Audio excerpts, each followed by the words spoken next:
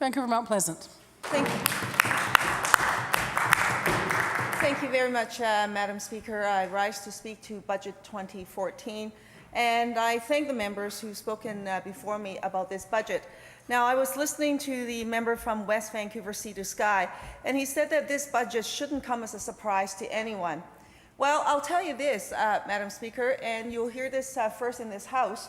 I agree with the member on this point, that this budget didn't come as a surprise, certainly not to me. Because when I read the budget, here's what I found, what this budget was all about. And the truth is, and if people choose to see it for what it is, they will actually see the truth around that. Hidden taxes, missed targets, and broken promises. Page after page after page, when you look at this budget, that's what it told me. Now, you say, why wouldn't you be surprised about that? Well, I'm not surprised about that because I witnessed the election. Let me just start with the most obvious item that we all saw. All members in this House and many thousands of British Columbians saw this. On the side of the BC Liberal bus that the Premier rode in, what did it say? If you ask the members opposite, Madam Speaker, they will all honestly tell you. It said, debt-free BC. That's what the bus said, and that's what the Premier campaigned on. Relentlessly, she told British Columbians that it was going to be debt-free. And what did we find in this budget, Madam Speaker? You might ask. We found more debt than ever in the history of British Columbia. And in fact, under this very Premier, the debt increased faster than any other Premier that preceded her. And, Madam Speaker, not only that, the size of the debt increase was the largest under this very Premier than any other Premier in the history of British Columbia.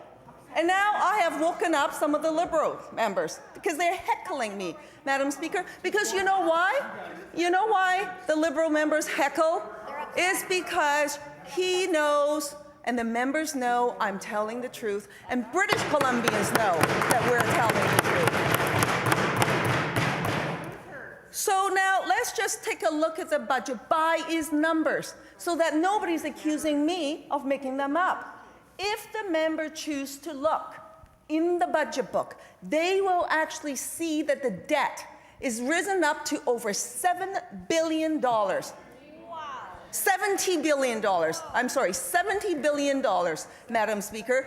Under this Premier, Madam Speaker, the Premier, when she became the leader of the BC Liberals, she actually increased the BC debt by $26.8 billion, rendering it the biggest increase in the history of British Columbia. Enormous. Madam Speaker, so now, you will say, why am I not surprised by this budget? Because the budget shows that the government is not telling the truth, that the Premier is not telling the truth. Her budget shows that the debt had actually increased under her tenure. It did not decrease, as she suggests, nor did it disappear, Madam Speaker, as she suggests. In fact, the Premier manages to deliver the line during the budget and post-budget without blinking, that she somehow was going to magically make the debt disappear. So here's a reality check for the Premier, Madam Speaker. To pay off $69 billion in debt within 11 years, that would require $6.3 billion per year in paying down the debt. So I just asked the members on that side of the House, what page did they exactly see a reduction in debt in the budget books? I challenge any member on that side of the House to get up and to point that out and say, I am wrong, Madam Speaker. Okay, I now note and have been reminded by my colleagues that the House has to adjourn. So with that, I am going to reserve my space, Madam Speaker, to continue on with this. But I would happily indulge. To be sure, I would happily indulge if any of the government side, and I think the government House leader for this period might actually rise up and make a motion to extend the sitting of the House, and we would welcome that, Madam Speaker. But if that doesn't come forward, I will take my place at the next sitting of the House, Madam Speaker. Vancouver-Mount President continues. Thank you very much, Madam Speaker. Just to carry on the debate that I started on Thursday before we adjourned, we were talking about truths and information that the government had tabled through their budget, and in response, I was talking about a broken promise. In fact, a series of broken promises. And I talked about the Premier's slogan on her campaign bus, the debt-free BC slogan, which we now know from the budget, which we suspected during the campaign, but we now know from Budget 2014 that that is simply untrue. That the Premier, far from delivering a debt-free British Columbia, had actually increased the debt for British Columbia at a faster rate than any other Premier in the history of British Columbia. Now, Madam Speaker, I want to go to a second point, which really my colleagues had laid out in the question period just now. We know that the Premier was recently in Kelowna, and she claimed that she had not increased taxes in Budget 2014 for British Columbians. Well, now, looking at Budget 2014, Madam Speaker, maybe if the Premier actually read the document from her own budget, she would actually know what she claims is simply not true. Budget 2014 will see your hydro rates increase by 20% by the end of the 3 years, costing an average of $215 per year, Madam Speaker. All said, in the 3 years in which the government projects in that period with a 20% rate increase, that's $2 billion, Madam Speaker, out of the back pockets of British Columbians. Now, the Premier will say that is not a tax increase. I think I just heard her say just now in this House during question period that the tax increases, the fee increases, is in fact being managed. And rather than saying that there are no increases in taxes, she's now saying that it's being managed. I think that's what the Premier just said. But that wasn't the case when she was up in Kelowna, and she claimed that there was no tax increases. Now, the truth is, of course, aside from the hydro rates, if you look at the MSP premiums, you'll also see that that's going up as well. That's another $400 more over the next 3 years. For taxpayers, Madam Speaker.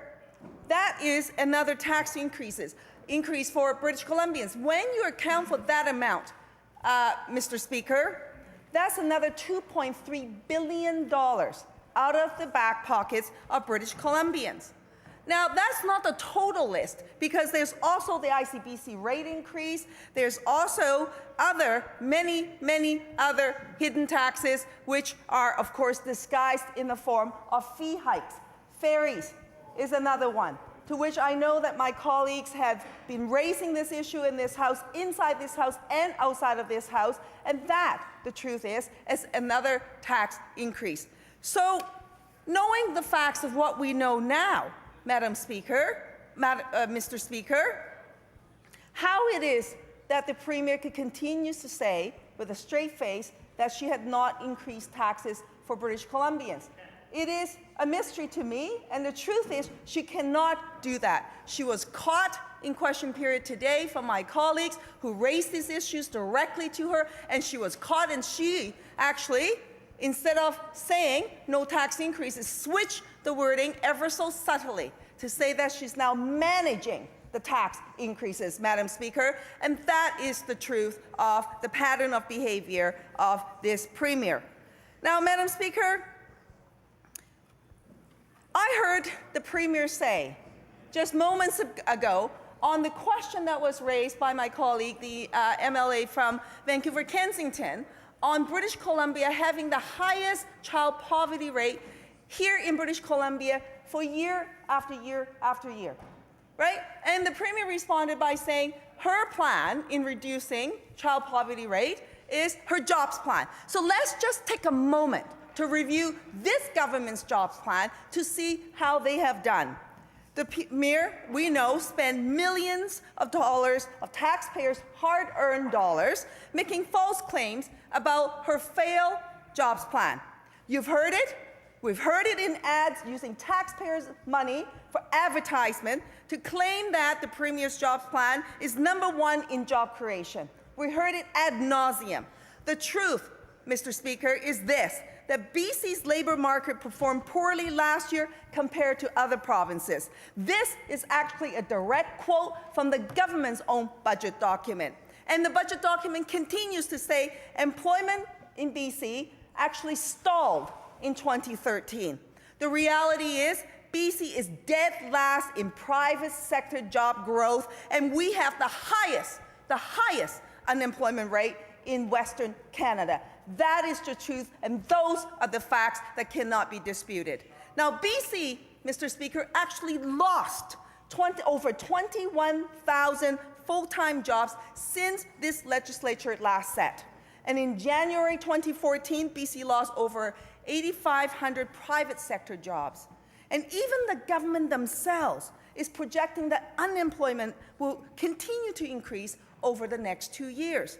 So because the Premier failed in the jobs plan, and in the last 2.5 years, over 12,000 British Columbians left British Columbia to look for work elsewhere.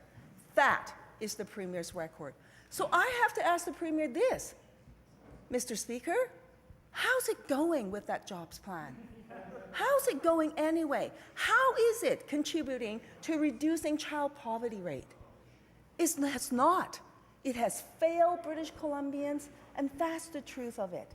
And you think, one would think, an honest person would actually admit that and say and look at the statistics honestly and look for a way to address these issues in a way that would actually help British Columbians and not make matters worse. We don't have that situation here because the Premier refuses to see the truth. That is what's going on right now in British Columbia. I'd caution the member and remind her on temperance. And the Premier, of course, doesn't stop there on that issue. On a number of different issues, we now know that on the LNG plan, the plans that the government had promised, she promised that British Columbians would start collecting LNG revenues by 2017. So how may you think that would actually materialize? What are the government's prospects on the LNG promise? Now, you'll recall that the Premier commitment is, and I quote, 3 LNG lines up and running by 2020 and the first plant by 2015, end quote. Now, if this was true, Mr. Speaker, then where are the jobs and revenue projections in Budget 2014? I actually don't see it there. And in the Liberals' 3-year plan, BC's unemployment rate is going to increase and there's no revenue from LNG. That's the truth. And with no projected revenues from LNG for Budget 2014, the Premier appears to be blaming the investors for not coming up with the LNG plant fast enough. And this is what she said out in the media, and I quote, "We're depending on the private sector to make those decisions. We can't control that," end quote. That's not the end of the quote. Then she goes on to say, "We make our best guesses about when the first money will flow into the so-called Prosperity Fund." Well, the framework for the LNG tax regime was supposed to be completed by the end of 2013, and now we know we'd be lucky if we see it in the fall of 2014. And without the tax regime, how can investors possibly formulate their plan and invest in British Columbia? No mention, not to mention, building or completing the first plant by 2015. The truth is the Premier only has herself to blame when it is her government that has failed to meet any of the deadlines for the LNG promise. So that's the government's economic record to date. Failed jobs plan, higher unemployment rates, increase in debt, increase in fees, And the LNG promise seems further away as you look down the road because of this Premier and this government's own doing. In the meantime, when you look at the other important factors in evaluating how British Columbia is doing, you look at other factors like education, like the issue of poverty, our quality of life here in British Columbia. So let me just touch on a couple of these issues. So we were talking about the education situation. Now, Mr. Speaker, I have to speak to this, and I can attest to this, because I was here in this House back in 2001 and in 2002. And in fact, it was this very Premier, who was Deputy Premier then, who was the Minister of Education, that brought forward an unconstitutional piece of legislation that was struck down in the courts. Back in January of 2002, the Premier was then the Education Minister, led the BC government to attack the school children with Bill 28. The legislation that removed the rights of teachers to bargain for smaller classes with more student supports. Now, all in the meantime, as the Premier then, the Premier, the then Education Minister, did this, she claimed that this was going to bring more flexibility, more responsive and better managed system for the students to meet their needs, and she claimed that the students' needs would win out over mathematical formulas. One where decisions are made by all the education partners in the system, and one where meeting students' needs is the absolute #1 priority. That's a quote from the then Minister of Education, the now Premier. We now know 12 years later, that the Premier all along had a different plan in place. In 2011, the Supreme Court ruled that the Premier's legislation was unconstitutional. The BC Liberal government, of course, at that time, did not appeal the ruling. And then the Premier said this, and I quote, "We need to go back and make sure that we address the issues that the court raised, and we will absolutely do that." Well, you know, I think whenever you bring in legislation 10 years later turns out not to have worked, you have to take responsibility for that, absolutely. Every time you want to get it right, and that time we didn't get it right. That was the Premier, and she was quoted on April 14th, 2011. So now, moving forward, after the Premier admitted that she didn't get it right, she then, of course, began to lay the groundwork to introduce yet another bill that was virtually identical to the one that was struck down by the Supreme Court and that was ruled to be unconstitutional, and she brought forward Bill 22, the education legislation that was virtually identical, that was just deemed by the courts to be unconstitutional. Then, by doing that, the Premier claims, this week, our government introduced the Improving Education Act. It is aimed to keep teachers in class by suspending job action, setting a cooling-off period, appointing a mediator in an attempt to break new ground with the union. That's what she said publicly. That's what she's saying now publicly. And, of course, what we know, though, from the courts, that we recently just found out that this is simply not true. The courts actually had a different ruling. The courts actually found that the government was conspiring to provoke a full-blown strike for political expedience. At the expense of whom? Students. For what? Political gain for the government. Now, Mr. Speaker, you might ask, what does this have to do with Budget 2014? Well, I'll tell you exactly what it has to do with Budget 2014, Mr. Speaker, because if the government actually followed the court decision, the decision from the judge, that the government's so-called contingency monies that is embedded in the budget, the so-called surplus, the so-called balanced budget, would have had a big fat hole punched right through it. That is the truth of it. If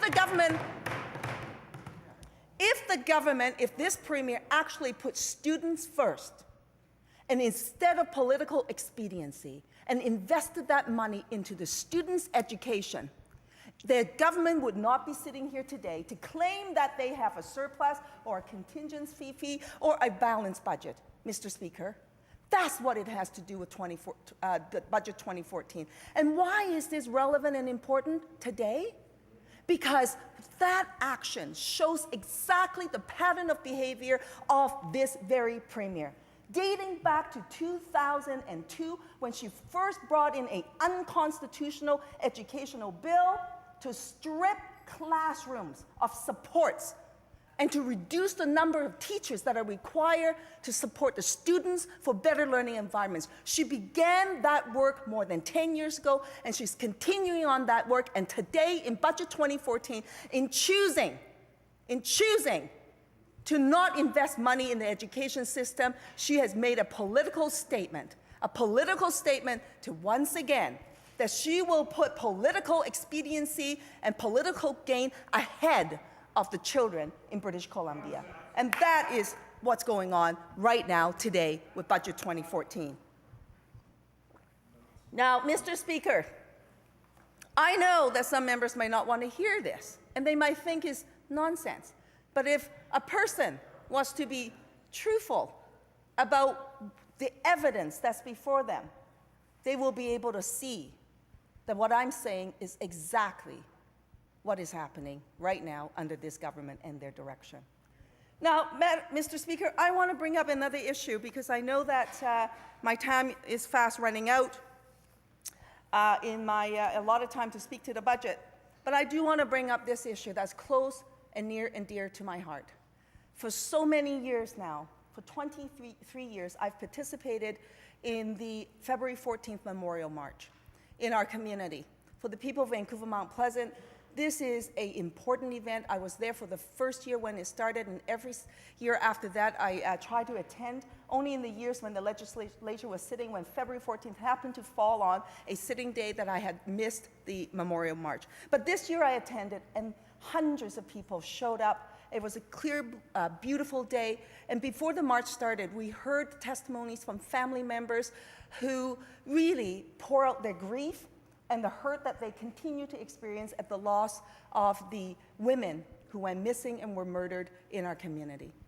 Now, the government said at the time when they appointed their former Minister of Justice, the Attorney General Wally Opo, to head the inquiry for the missing and murdered women inquiry, the government said they cared deeply about this issue and that they were going to find ways to stop this tragedy of epic proportions, as Wally Opo had described it, stop it from ever happening again. And from that inquiry, Mr. Speaker, Wally Opo made 63 recommendations.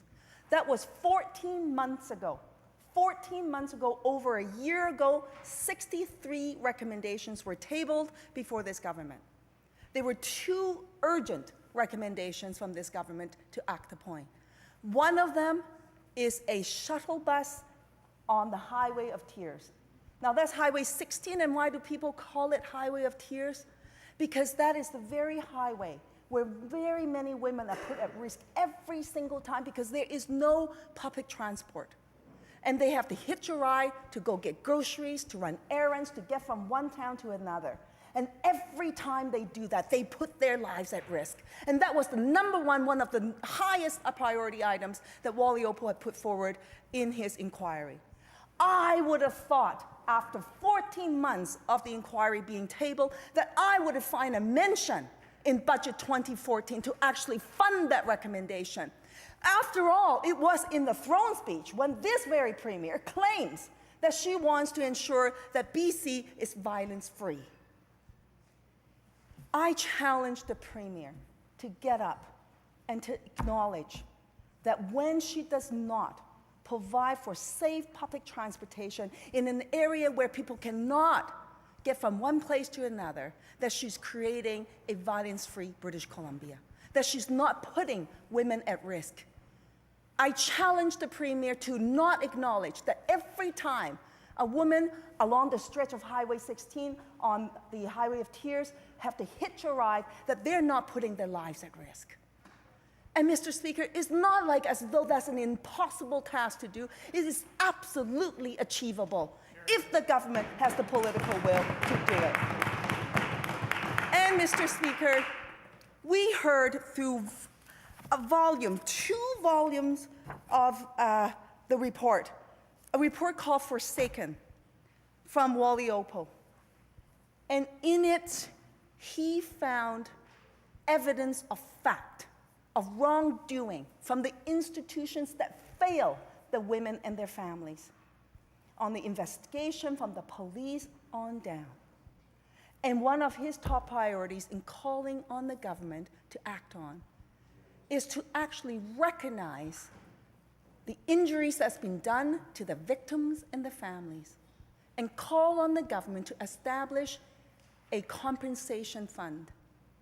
14 months ago, that was Wally Oppel's recommendation. Today, do you see in Budget 2014 a compensation fund for the victims of the missing and murdered women? Not one mention of it, Mr. Speaker. Not one mention of it. And if you saw the faces of the children and the grandchildren that were in that memorial march on February the 14th, if you saw their faces, you will know how wrong that is. All these years and so much pain and so much grief, and their struggle to continue on. And the government could have done the right thing in this budget, and they didn't, Mr. Speaker. I find that unconscionable. I do. I think it's despicable, Mr. Speaker, and I don't mind saying it. And some people say I wear my heart on my sleeve, and so be it. Because if that was your child, or any child that you know, you will know that this action from the government is not acceptable. The Missing and Murdered Women Coalition met with the Attorney General after 6 months requesting for a meeting, finally got a meeting on November the 25th. They put forward five priorities for the Attorney General to act on. Calling on action on the Highway of Tears for the shuttle bus for safe transportation, calling on for compensation for the victims' families, calling on mental health and addiction services for and by Aboriginal people, for women in the community and their children. They call for the government to appoint Bev Jacobs as the champion to get the 63 recommendations implemented over time. The government, to date, the Minister of Justice to date, the Attorney General to date, has not provided a response to the coalition on their 5 priorities. There's one other priority that's easy to do and doesn't even necessarily cost a whole lot of money, and that is to make police sensitivity training mandatory. Easily done, and Wally Oppel, in his inquiry, found that the police had absolutely failed the women that went missing and were murdered. Why couldn't the government act on that? Why couldn't the government take these recommendations seriously and fund these recommendations in Budget 2014 with a timeline so that we can truly put an end to this tragedy, so that we can truly find a way out of the cycle of violence that is there and the potential risks that women face today. Violence-free BC means action now. It doesn't mean that you can bring in some computer system or somehow make a difference. It's about preventative actions as well. And if the government had taken their own commissioner seriously, they would have put a budget and a timeline in Budget 2014 to implement these recommendations. Now, there's much more to talk about, and I see that the green light is on, Mr. Speaker. I haven't even gotten to housing, which is my critic area, CRBC, which is my other critic area, but I know that I've now running out of time.